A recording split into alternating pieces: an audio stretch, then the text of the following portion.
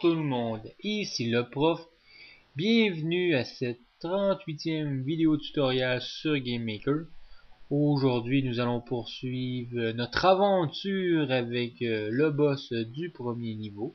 Et oui, comme vous pouvez voir en ce moment, ce que nous allons faire bien sûr, c'est créer la mort, ou plutôt l'animation de la mort de notre boss du premier niveau. Et aussi nous allons créer les projectiles qui vont nous servir d'attaque supplémentaire du boss. Bon, tout d'abord, comme d'habitude, nous devons sélectionner l'image ou les images qui nous intéressent afin de créer l'animation de mort. Dans ce cas-ci, étant donné que j'avais pas plusieurs images, j'ai dû me contenter d'une seule image qui va faire en sorte que nous allons modifier par la suite en créant une animation, étant donné que dans le logiciel GameMaker, dans la version pour modifier les images, dans la section plutôt, où est-ce qu'on peut modifier les images, mais on va créer plus tard une petite animation. Chose importante quand on veut créer la mort d'un ennemi, il faut d'abord créer excusez, la variable de vie. Dans ce cas-ci, peu importe le nom que vous allez y donner, moi je l'ai appelé vie, vous pouvez l'appeler live, peu importe le nom, en autant que vous répétiez toujours le même nom pour la variable. Dans ce cas-ci, j'ai créé la variable de 20 points de vie. J'ai ajouté le contact avec le fouet qui faisait perdre une variable de vie. Et ici, je suis en train de créer la question qui dit si le boss tombe en dessous de 1 point de vie, qu'arrive-t-il? Ben, ici, je suis en train de mettre en sorte qu'il va changer de sprite et que celui-ci va arrêter de bouger. Ça, c'est important parce qu'étant donné que notre personnage se déplace, à partir du moment qu'il est mort, celui-ci devrait arrêter de bouger. Sinon, le déplacement va se poursuivre, ce qui ferait bizarre. Et heureuse, dans ma version, par chance, j'ai la version pro, j'ai pu faire un petit effet de smoke, de boucan, pour donner l'impression d'explosion, si on peut dire. Bon, comme on peut voir ici, il y a une petite erreur. Étant donné que j'ai oublié de mettre le bloc de départ et de fin, ça n'a pas créé l'action quand c'était le temps. Parce qu'il faut s'assurer que l'action est créée quand celui-ci n'a plus de points de vie. Normalement, la créature débute normalement. Nous donnons des coups de fouet. À chaque coup de fouet, elle perd moins 1 de vie, c'est important. Et quand elle tombe à 0, ou moins 1, moins 2, peu importe, celle-ci change de sprite pour faire le sprite de l'animal qui crie dans les airs là, pour donner un effet de décès. Chose importante, sûrement que je vous ai déjà dit, mais quand nous décidons de faire en sorte de poser la question si l'ennemi a moins de points de vie que 1, ça veut dire 0 et moins, qu'elle meurt, faire attention, hein, parce que on aurait pu mettre si la créature a 0, égal à 0 point de vie, mais dépendamment des armes, s'il y a des armes qui sont plus fortes que d'autres, elle pourrait faire en sorte de descendre en dessous de 0, ce qui ferait en sorte que l'on n'aurait pas notre animation. Bon, ici, je suis en train de faire une petite correction, étant donné que l'objectif, c'est que ce soit pas un changement de sprite. Faut bien regarder la vidéo. Hein. En tant que tel, qu'est-ce que je veux dire? C'est que quand je pose la question dans l'événement step, si le personnage n'a plus de vie, qu'est-ce qui se passe? Ben, il change. Ben, ça, c'est pas ça qu'on veut. Là, je suis en train d'ajouter du son. Bien sûr, étant donné que je l'ai, ça, je l'ai mis en lien sur mon site, le son, très important. Pour un effet, on a l'effet visuel, mais il faut avoir l'effet sonore aussi, c'est toujours bien. Excusez, hein, j'ai une petite toux. Bon. Là, quand on le fait à un objet une fois, on peut après ça dupliquer pour les armes secondaires. Ça se passe très bien, ça va quand même plus rapidement. Ce que je vous conseille fortement. Vous le faites pour une arme. Quand cette arme-ci marche parfaitement, vous répétez, vous dupliquez à nouveau cette fonction-là pour les autres armes. Bon, ici, comme je vous parlais tantôt, on va créer simplement une petite animation, dépendamment. Ici, c'est une petite animation de disparition. Hein? Le Cerbère, notre chien à 3 têtes, disparaît légèrement. Ben, légèrement, complètement, mais lentement, bien sûr, parce que j'ai mis... je sais plus, j'ai pas vu le nombre, mais il doit y en avoir une vingtaine d'images faciles. Ce n'est pas une trentaine. Bon, là, je donne des coups de fouet. À chaque fois que je donne un coup de fouet, il perd des variables, bien sûr. Normalement, il devrait perdre une variable. Je sais plus si j'ai mis, bien sûr, dans les fonctions qui perdent... Quand je touchais que l'objet qui touchait devait être détruit aussi. Parce que c'est important, s'il n'est pas détruit, l'objet qui touche, qui rentre en collision, qui enlève les variables, il pourrait en enlever plus qu'une variable. Faut faire attention. Bon, ici, ce que je fais, en fin de compte, je crée à nouveau un autre objet qui va utiliser l'animation que je viens de créer pour faire en sorte que, bon, l'ennemi a tout perdu ses points de vie dans sa variable parce que j'ai réussi à lui donner plus que 20 coups de fouet.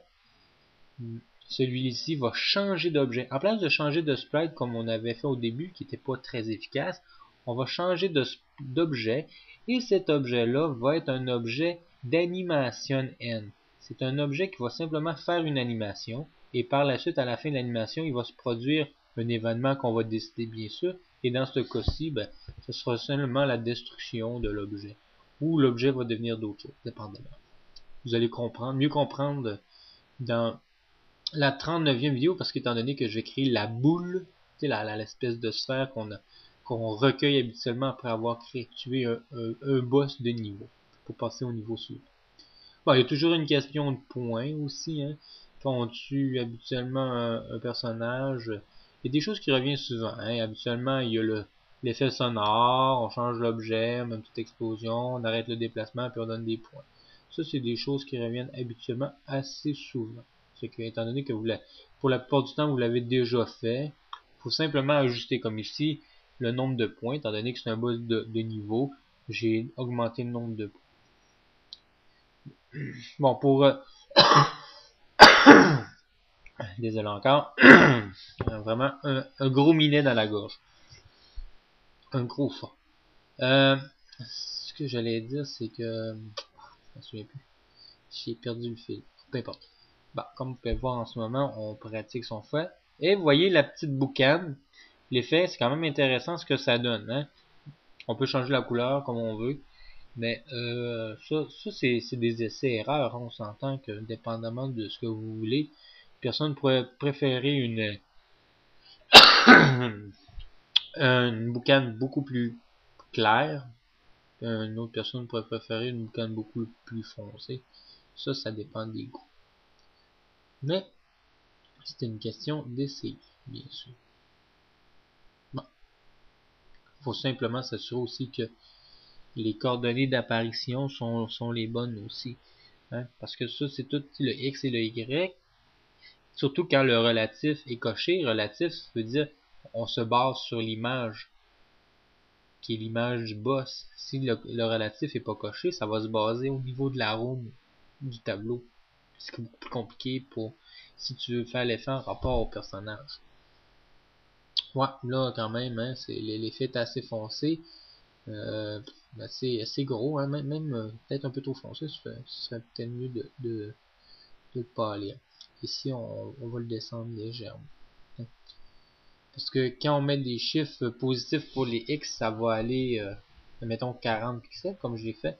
Il va se déplacer vers, bien sûr, la droite. Si on met des chiffres négatifs pour les X, il va se déplacer vers la gauche. Pour ce qui est des Y, si on met des chiffres négatifs, l'objet va se déplacer vers le haut. Et si on met des chiffres positifs, ben, l'objet va se déplacer vers le bas. Mais ça, c'est des choses à essayer. Hein. Comme j'ai dit tantôt, c'est des essais-erreurs, bien sûr. Bon. On gosse un peu là-dessus, là, excusez le terme, mais sur la fumée, mais comme on peut voir, il y a d'autres effets. Que j'ai pas abusé sur ces effets-là en tant que tel, parce qu'étant donné que il y a des bonnes chances que vous ayez pas la version pro, ça serait un petit peu tannant de ma part de vous proposer plein de trucs que vous pouvez pas vraiment utiliser, surtout si vous avez les versions light gratuites, malheureusement. Ok, ici on fait des petites modifications, oui, c'est correct, on pourrait passer facilement à d'autres choses parce que là, ok, bon, ici, ok, on a modifié, ici on modifie les vies, ça c'est simplement pour, à fin de compte, quand on commence à pratiquer, on veut tester le boss, puis quand ça nous prend 28 000 coups pour le terrasser, le tuer, des fois, excusez, des fois c'est préférable de simplement baisser le nombre de vies pour permettre de réaliser plus rapidement les tests. Bon. Autre élément qu'on a besoin cette fois-ci, parce que là notre effet de mort est correct, simplement est correct, ok? Pour cette fois-ci, ça fait que tout ce que nous avons à faire pour l'instant, c'est de créer le projectile. Comme vous pouvez voir, regardez bien, là on voit le projectile, mais aussi on voit l'impact qu'il va avoir sur le sol. Dans la vidéo en ce moment que vous allez regarder, il n'y aura pas la confection voyons, de la boule de feu qui va bien sûr entrer en contact avec le sol, mais ça va être fait. Ça sera pas fait dans la prochaine non plus, parce que la prochaine c'est plus la boule de magie, si je peux dire, quand on a terrassé le Cerbère, mais j'avais l'intention à la 40e vidéo de régler le cas du premier niveau. Je veux dire, toutes les petites affaires à améliorer. Je veux dire, la boule de feu quand elle va toucher le sol, puis faire une espèce de pas de tsunami, c'est comme exagéré, un tsunami là, de feu, mais quand même, une espèce de petite vague de feu qui pourrait nous attaquer. Parce qu'on veut quand même avoir un boss qui a quand même un peu de challenge. Hein? Si on veut pas simplement qu'il se déplace puis qu'on a simplement à donner des petits coups de fouet pour l'éliminer, mais on veut aussi que celui-ci nous donne du challenge, bien sûr. Bon, ici on fait la petite routine habituelle quand on veut avoir une séquence d'images. On enlève l'arrière-plan, on enlève les images de trop et on s'assure par la suite de très bien superposer chaque image. Superposer dans le sens qu'il soit bien aligné, bien sûr, pour avoir une bonne animation et qu'on n'ait pas l'impression qu'il y a du décalage dans certaines images. Bon, c'est bien pour ça. Bon, en attendant, de quoi je pourrais vous parler? Bon, de la série Castlevania, pourquoi pas, hein, étant donné que c'est un jeu qui est basé sur Castlevania. Je vous apprends rien si je vous dis que ce jeu-là date de la première sortie du jeu Castlevania. C'est fait en 1986 sur la première console de salon Nintendo. Ben, en tout cas, la console qu'on connaît pour la plupart, la console 8 bits, Nintendo Entertainment System. Ouais, la NES pour certains. Une belle console, ou sinon la Famicom pour les japonais, ou plutôt européens, parce que c'est vrai que la Famicom est peut-être une console que vous êtes capable d'avoir plus facilement que nous les Américains, l'Amérique du Nord dans mon cas. Ou le Canada, si vous préférez. Ou Québécois. J'aime les Québécois. Mais j'en ai quand même déjà vu quelques-unes, Famicom. Et je dis pas que j'ai pas l'intention de m'en acheter une si j'en trouve une belle à un moment donné. Je serais peut-être plus intéressé à une Famicom, là. Une super Famicom, bien sûr. Étant donné que je préfère de loin la Super Nintendo que de la Nintendo. Bon. Ceci étant dit, revenons à nos moutons. Ici, nous allons utiliser le même système Désolé, vraiment désolé là, pour ma toux, là, mais c'est très difficile aujourd'hui. Nous allons utiliser le même système qu'on a utilisé auparavant, qui veut dire le hasard qui va faire en sorte de lancer des boules de feu. Oui, c'est sûr que peut-être qu'à un moment donné, vous allez vous tanner d'utiliser ce système-là, mais inquiétez-vous pas, à un moment donné, je vais vous donner un bon petit système aussi, qui s'agit d'utiliser le timing, donner un temps égaux à chaque fois, puis qui puisse lancer des balles de feu. Mais étant donné que des fois, j'aime bien réutiliser certaines fonctions plus qu'une fois pour faire en sorte que vous puissiez bien l'assimiler, bien la comprendre pour bien l'utiliser et pas l'oublier à la limite. Surtout pour ça. Bon, ici on a créé bien sûr le déplacement du feu. Quelque chose qui est dans un certain sens inutile parce que on va déjà avoir l'option de créer un déplacement quand on va le faire, on va le créer la projection de notre ennemi. Bon, je vais le voir plus tard là. Parce que là, ce que j'ai fait, c'est j'ai créé, je voulais des balles de feu, mais à fin de compte, il n'y a même pas l'objet qui lançait.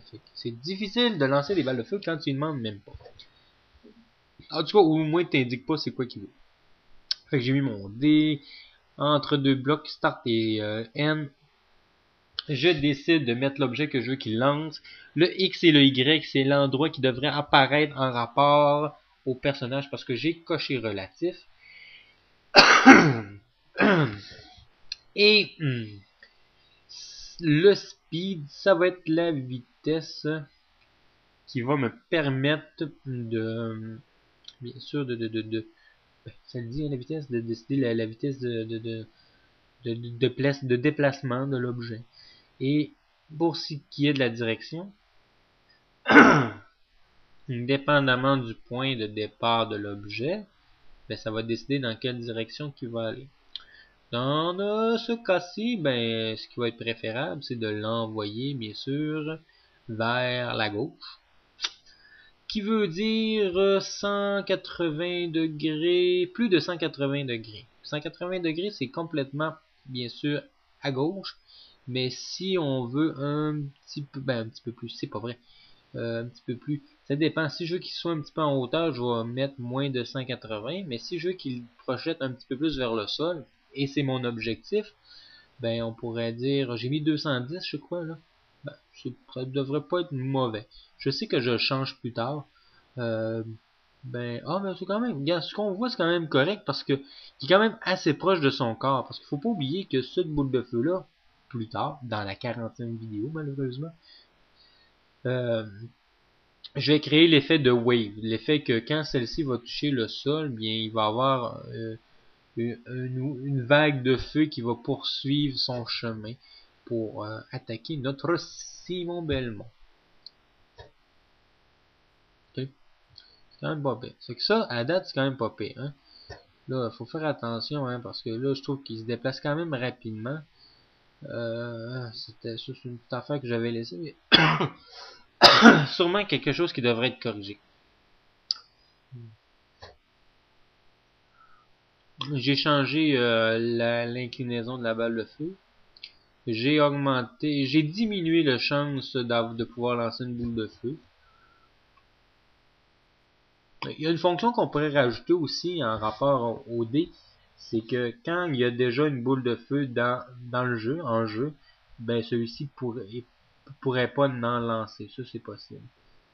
C'est une question qu'on pose en rapport aux objets. Je sais plus si je l'avais déjà fait avec vous en rapport à ça. Je pense que oui. Surtout quand c'était la sélection des objets secondaires. La boule de feu est quand même intéressante. Sauf qu'en ce moment, elle ne touche pas. Hein. Je veux dire, la boule de feu n'a pas créé aucun contact entre Simon Belmont. Là. Elle est inoffensive pour l'instant. Bon. Là, je sais plus pourquoi j'ai tout enlevé ça. Je m'en rappelle plus. Peut-être je trouvais qu'elle était trop longue, c'était ça. Ouais. J'avais mis une petite balle courte.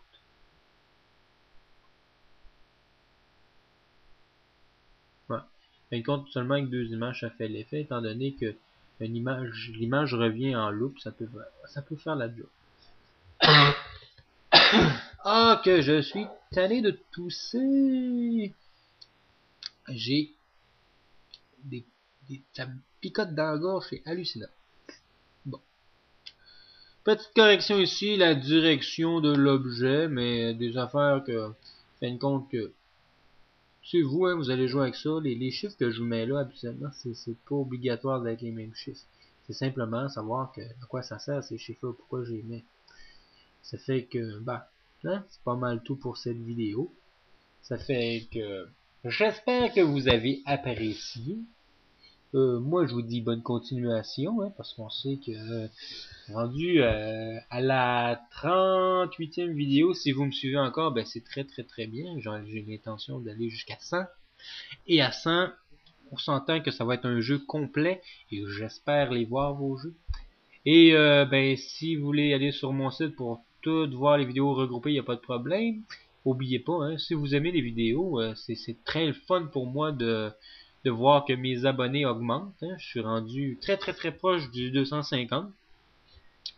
Ça fait que, ben, le prof, il vous dit à la prochaine vidéo.